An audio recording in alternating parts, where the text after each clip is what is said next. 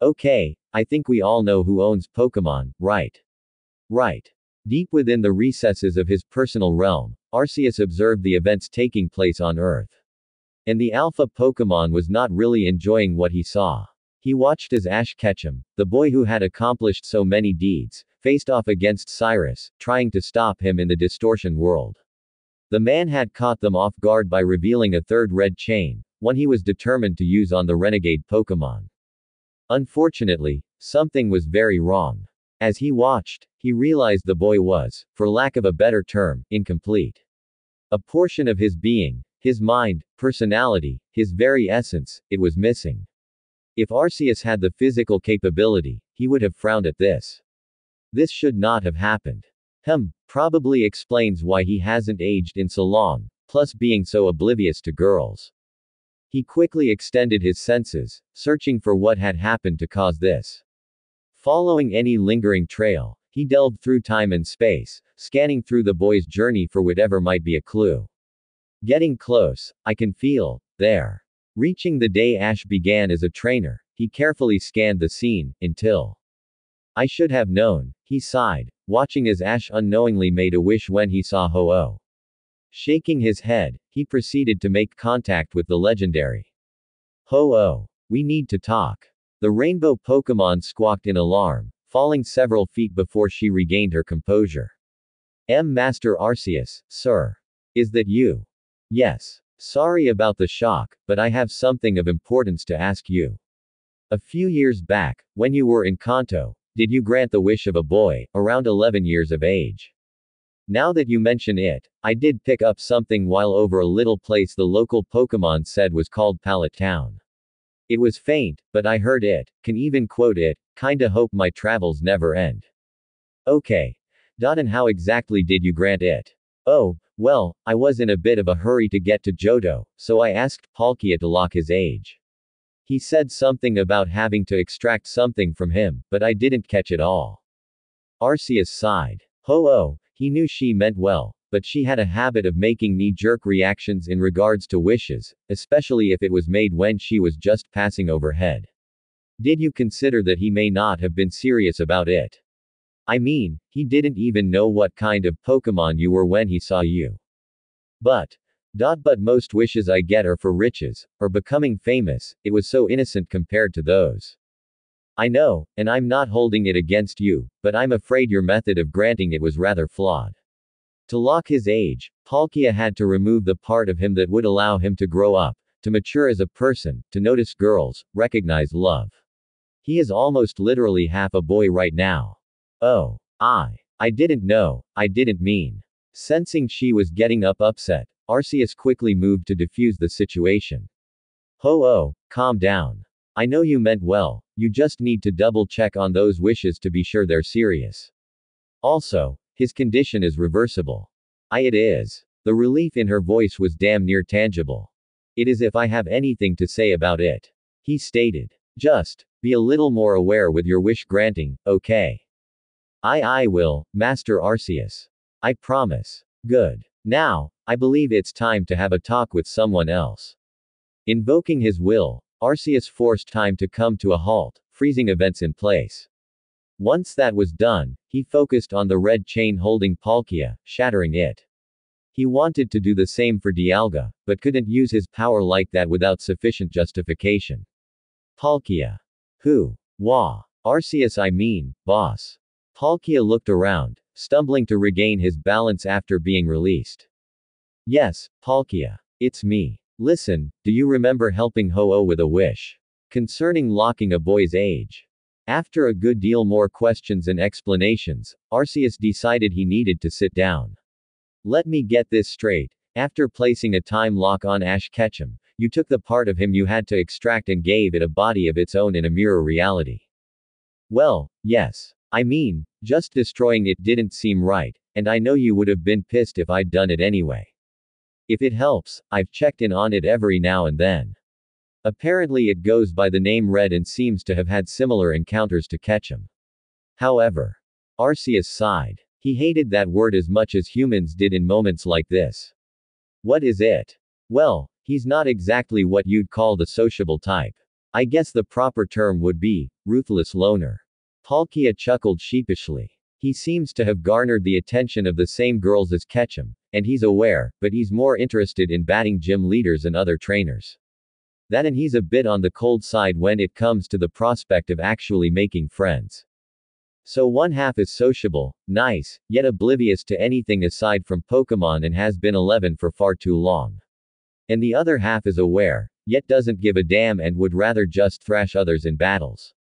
Oh, hey, when you put it that way. Let's just get them both here so we can fix this for now. While you do that, I have one last Pokemon to speak to. Thank you for coming, Mewtwo. Arceus said after the genetic Pokemon took the offered portal to his realm. Well, it's not every day the original one asks you for help. Mewtwo replied calmly. Though, I admit I'm rather curious as to why. Your answer lies right over there.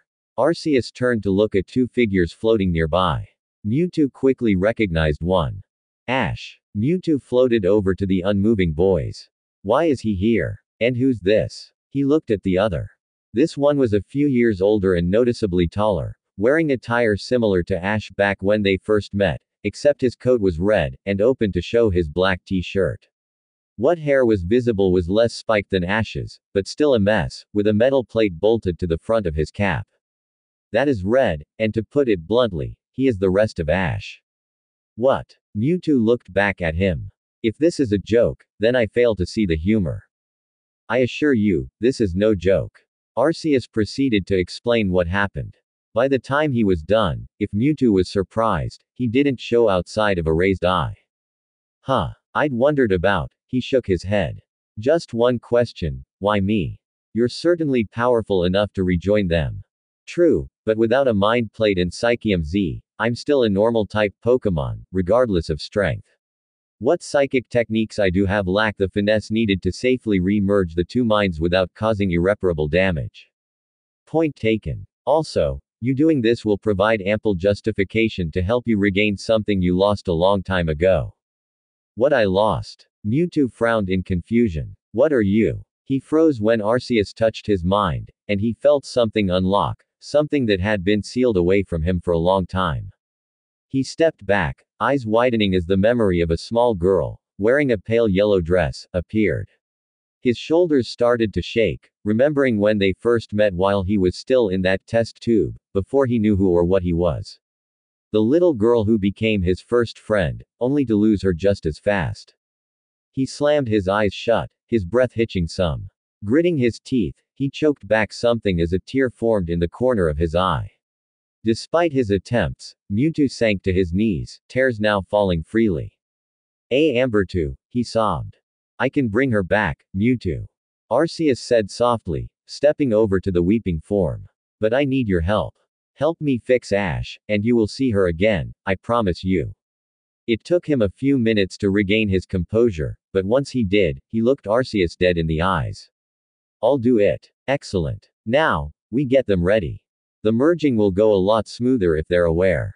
Plus, I intend to get them up to snuff with using Aura. Ash groaned as he finally came to. The last thing he remembered was trying to stop Cyrus before he used the third red chain on Giratina, then everything abruptly went black. He rubbed the blurriness out of his eyes and looked around. Instead of the distortion world, he was greeted with a vast expanse. Stars, planets, and even galaxies surrounded him. However, no one else was there. Cyrus, Giratina, even the Team Plasma Grunts and the other Pokemon, they were all gone. Where is everyone? Enning, another voice spoke up from behind him. He whirled around to see the other guy who was there as well. He didn't recognize the guy, but something about him felt familiar. Hey, you all right? Who are you? He asked when he saw Ash, right before he looked around. And, where the hell are we? Your companions are fine. Arceus spoke up, grabbing their attention. They, and both your timelines, are currently immobilized. Otherwise they are unharmed. Arceus. Ash's voice dropped to a whisper as he looked up at one of the strongest Pokemon in existence. This is my realm. From here, I observe the comings and goings on Earth. That is, he stopped briefly to lightly bat away the Pokeball the other one had thrown at him. Do you mind? I'm trying to explain something here. What are you doing? Ash snapped at him. I've never seen a Pokémon like this before. The other boy responded, drawing another that Ash recognized as a Master Ball. Before you throw that, you may want to consider the fact that I said you two are in my realm. As in, I have total control of what happens in here. Besides, you really think trying to catch me without wearing me down, even if you use that Master Ball, will work? He looked ready to throw it anyway, but relented. Well, as I was saying, that's how I made a rather unexpected discovery. He paused. Perhaps the ones responsible will explain it better. Palkia. Ho-oh. Palkia. Ash's eyes widened. Cyrus. The red chains. Ash, calm down. Arceus spoke up as the two Pokémon in question, along with Mewtwo, appeared nearby. He can't do a thing right now. Mewtwo. Why you're here too? If he was surprised that Ash remembered him, Mewtwo was able to hide it, though he did show a bit of exasperation as he saw the Master Ball flying his way. Seriously? He asked, catching it in his psychic aura and giving the other one a mild glare. Why you can't do that? He blurted out, looking honestly shocked at the sight. Why not? Ash asked. He is the most powerful psychic type in existence, alongside Mew. Seen him catch energy attacks, so I doubt a ball flying towards him is that much of a challenge. But Pokémon aren't supposed to stop Pokéballs. The other boy almost yelled. Arceus, Mewtwo tossed the Master Ball aside. Are you sure Ash needs this part back? To get back his ability to age, yes. Besides, you spent half an hour ranting about how he managed to not even notice all the girls interested in him. Well, I had a right to. Mewtwo replied. You saw how many yourself. By Darkrai, he even had 3 girl Pokémon with crushes on him.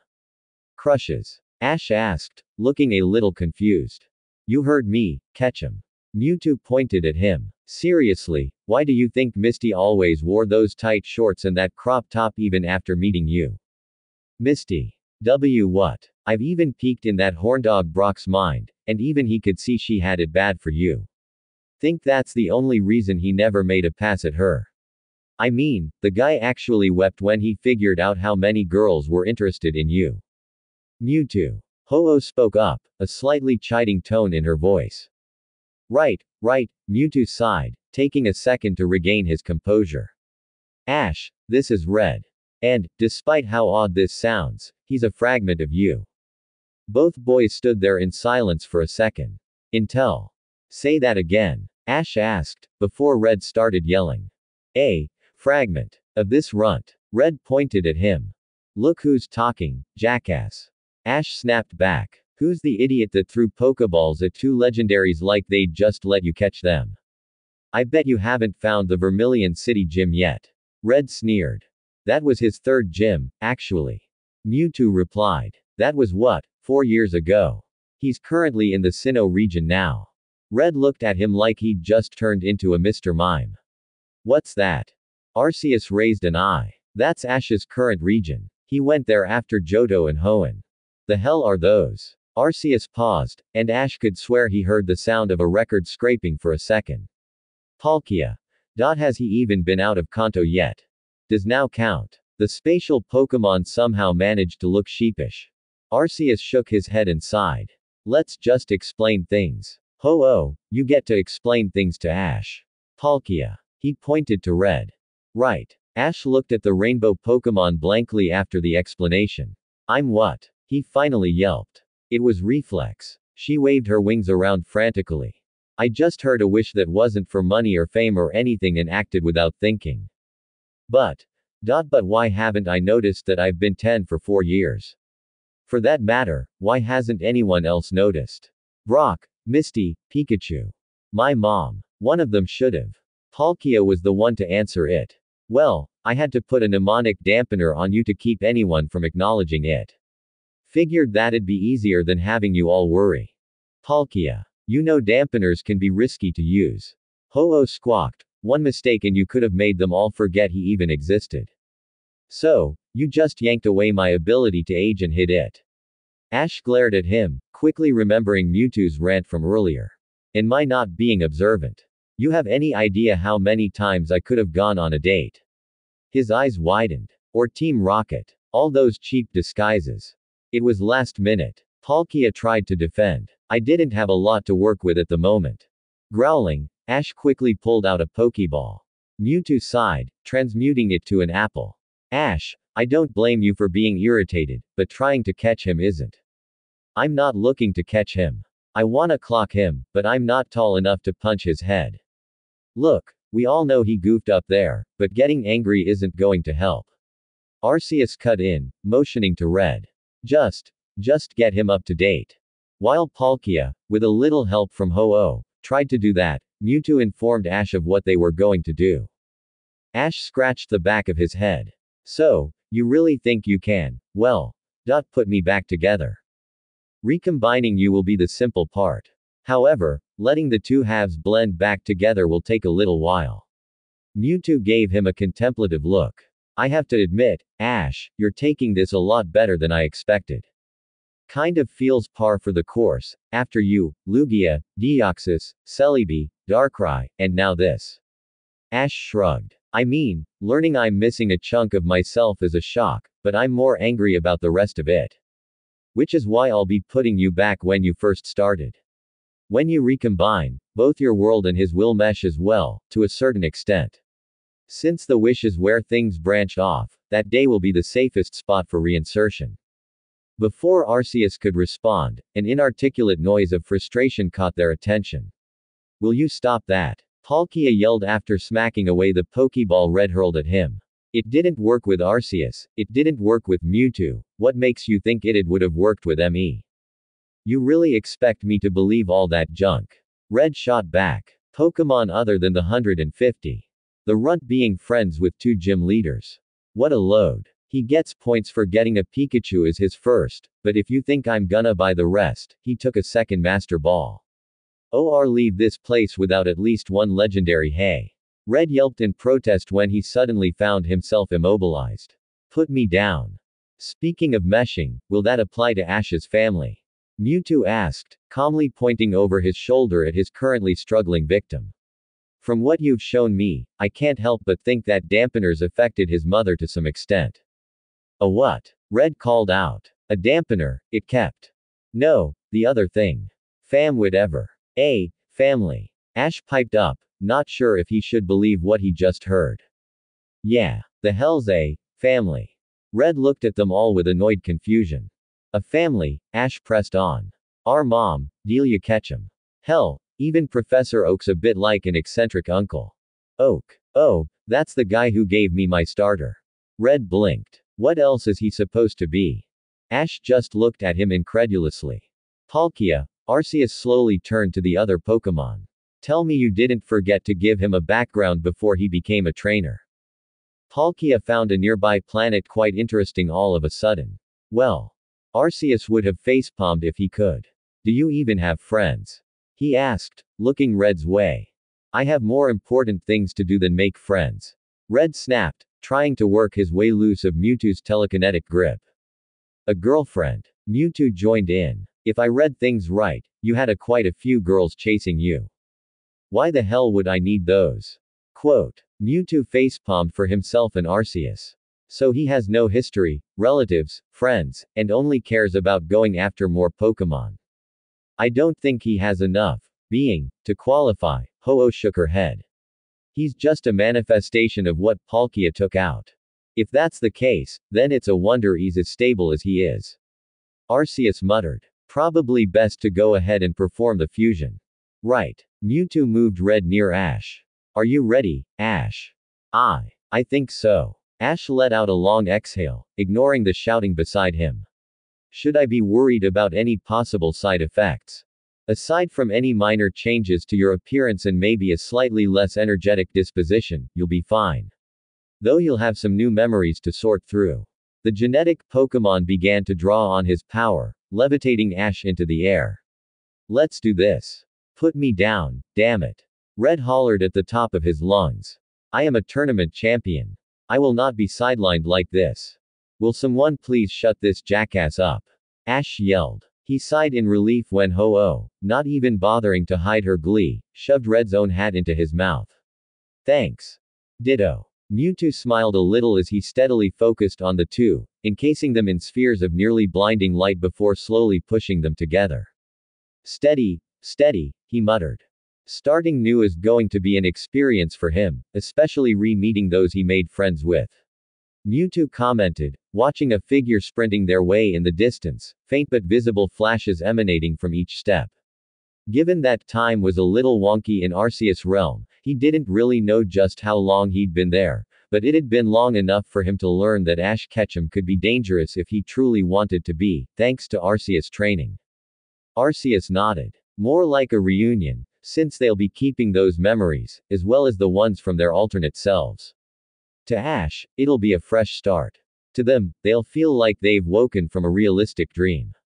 That'll be interesting to see, especially if what Palkia said about the girl's attempts in Red's world carries over. He stifled the chuckle that almost came out as he thought about how different things would be. It will, since you'll get to see it firsthand. Mewtwo's head turned towards him fast enough to make his neck crick. Say that again. While I work on reviving Ambertwo, I want to go with him. It'll give you something to take your mind off it, and you can help him fine-tune his aura abilities. Plus he's going to have a lot of changes waiting for him, and he could use someone to talk to about it. Not that I'm against the idea. But, why me, exactly? You know him the best. Besides, it'll do you some good to get back out in the world. Perhaps, Mewtwo could tell the Prime Pokémon knew he did want to see how his human friend's life would be this time around, but he wasn't about to give him that satisfaction. He turned back in time to watch Ash leap high into the air, leaving a faint trail of bluish-white light behind. He flipped a couple of times before landing in front of them. And he sticks the landing. The Prime Pokémon chuckled a little. I believe it's safe to say you have a good grasp of aura now, Ash. He sighed. You've definitely come a long way since starting. However, I'm afraid this is the moment we must part ways. Time for me to head back, huh? He asked, scratching the back of his head. Kind of feels like I just got here, and already gotta leave. Don't worry, you may be heading back, but I'll be calling in on occasion to see how things are going. Mewtwo, are you ready? As I'll ever be. Mewtwo replied, moving to stand beside him. Why you're coming along? Ash asked, surprised. I'll explain once we get there. Good luck, you two. Arceus said. Picking an appropriate moment to put them at, he once again invoked his will and transferred both human and Pokémon back into the new renovated timeline. Well, that's that. He looked around at his realm, once again in solitude. Wonder if I should get some poffins for the show.